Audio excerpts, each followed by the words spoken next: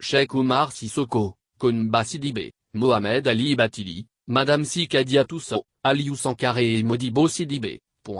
veulent donner une nouvelle âme au M5 RFP, afin que la transition actuelle soit mise à profit pour faire une véritable refondation du Mali. Faire une première évaluation de la gouvernance de transition, en tirer les leçons, agir pour éviter tout dérapage et rendre la refondation possible, est leur ambition affichée dans une longue lettre rédigée le 7 janvier 2022. C'est un secret de Polichinelle. C'est fini la belle époque où les cadres de M5 RFP soufflaient à l'unisson dans la même trompette. Où, ils se tenaient par la main à la place de l'indépendance, après des nuits blanches de réflexion commune pour faire chuter le régime d'Ibk. Devenu Premier ministre du gouvernement malien au nom du M5 RFP et ayant autour de lui quelques ministres issus des rangs du comité stratégique du M5 RFP, que Choguel Kokala Maïga et ces derniers semblent avoir oublié d'où ils viennent. Et, tout ce qu'ils s'étaient dit lors des réunions nocturnes du M5 RFP. En tout cas, dans une longue lettre, 6 membres du comité stratégique du M5 RFP et non des moindres, ont décidé de rompre le silence et d'exposer sur la place publique le différend qui les oppose à leurs camarades d'hier qui dirigent aujourd'hui le gouvernement malien. Se refusant de donner l'impression que dans leur combat contre le régime d'Ibk, ils ne s'étaient en aucun moment inscrits dans la logique de levez-vous pour nous céder vos places, ils ont décidé de rappeler aux uns et aux autres les raisons profondes qui ont prévalu à la création du M5 RFP. Face à la gravité de la situation de notre pays après les mascarades d'élections présidentielles et législatives en 2018 et 2020 respectivement, des partis politiques et associations de divers horizons se sont regroupés au sein d'un front politique et ont œuvré à la chute du régime d'Ibk intervenu en août 2020. La junte militaire qui a parachevé la lutte du MS-RFP par un coup d'État a mis en place un régime de transition pour une période de 18 mois, sans nous pendant les 9 premiers mois et avec nous depuis mai 2020, indique la lettre. Avant de déclarer qu'après 7 mois de gestion par un gouvernement dirigé par Choguel Kamega, président du comité stratégique du M5 RFP, il existe peu d'indices permettant de croire que le pays est solidairement engagé sur la voie de l'atteinte de notre objectif commun qu'est la refondation de la gouvernance du Mali. Pire, les 6 signataires de la lettre sont convaincus qu'en plus, nombreux sont nos compatriotes qui sont inquiets aujourd'hui quant aux suites que pourrait avoir la prise de la décision de prorogation de la transition par les autorités.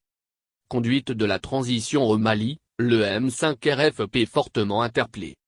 Ils ont ajouté que cette situation interpelle fortement les dirigeants du M5 RFP qui doivent absolument faire une première évaluation de la gouvernance de transition, en tirer les leçons, agir pour éviter tout dérapage et rendre la refondation possible. Et, c'est dans ce sens qu'ils ont adressé une lettre à leurs chers collègues membres du comité stratégique du M5 RFP. C'est préoccupé par la situation de notre pays et celle du M5 RFP que nous souhaitons l'ouverture d'un débat spécial au sein du comité stratégique afin de circonscrire les périls qui nous guettent, ont-ils indiqué. Les 6 cadres du M5 RFP, dans une précision chirurgicale, sans être exhaustif, ont même proposé les points qui feront l'objet d'une évaluation.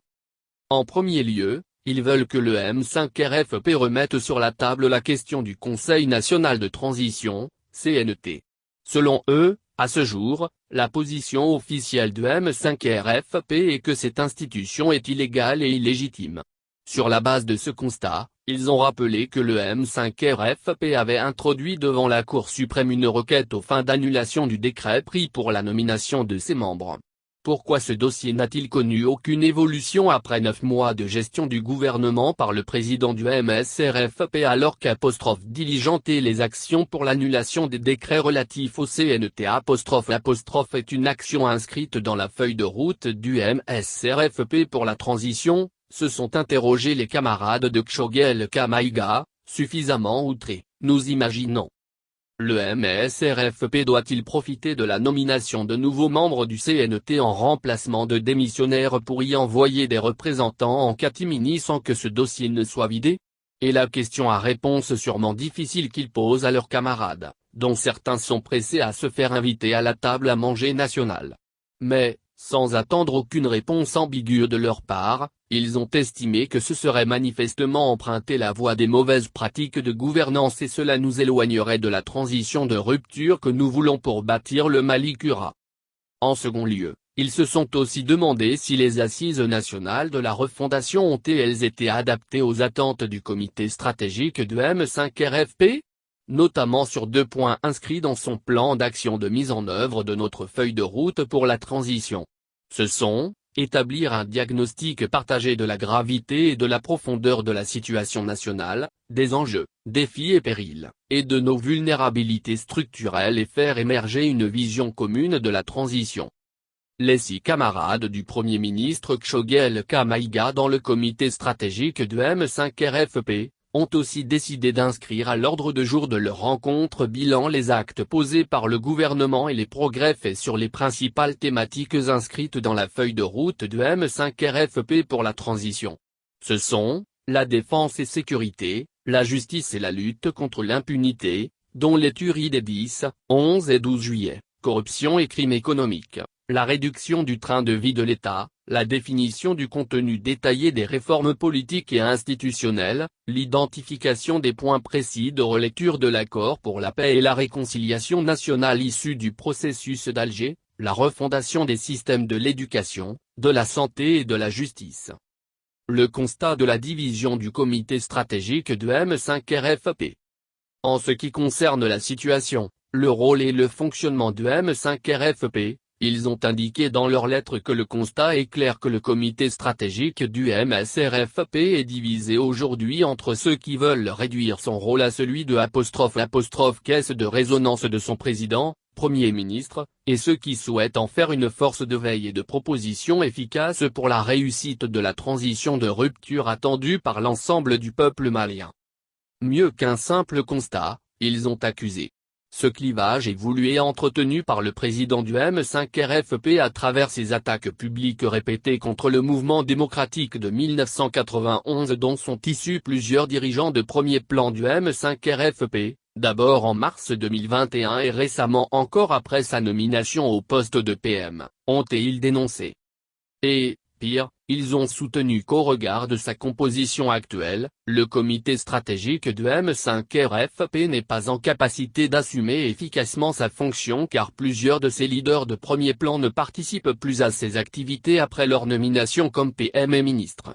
Ayant compris que les charges de PM et de ministre ne permettent pas aux intéressés d'être actifs au sein du comité stratégique, nous avons demandé un remembrement de cet organe immédiatement après la constitution du gouvernement. Cette demande a malheureusement été rejetée dans ce climat de clivage du comité stratégique, précise la lettre.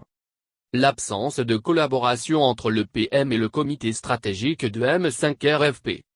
Très avertis, les 6 signataires de la lettre sont convaincus qu'une autre raison de l'incapacité du comité stratégique à être un acteur majeur dans la conduite de la transition réside dans l'absence de cadre de collaboration entre lui et le Premier ministre. Selon eux et c'est écrit noir sur blanc, le Premier ministre a réservé une fin de non-recevoir à la mise en place de ce cadre qui avait été décidé bien avant sa nomination.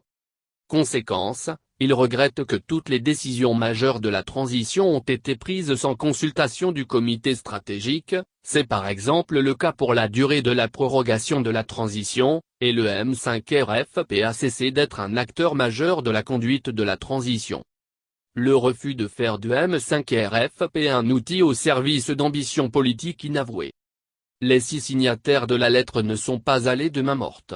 Ils accusent à visage découvert et sans porter de gants. Les pratiques du président du comité stratégique et de ses partisans zélés à l'origine de cette situation relèvent d'une volonté manifeste de faire du MSRFP un outil au service de leurs ambitions politiques et non au service de la cause commune qui nous a rassemblés au sein du MSRFP, la refondation de la gouvernance du Mali, ont-ils dénoncé.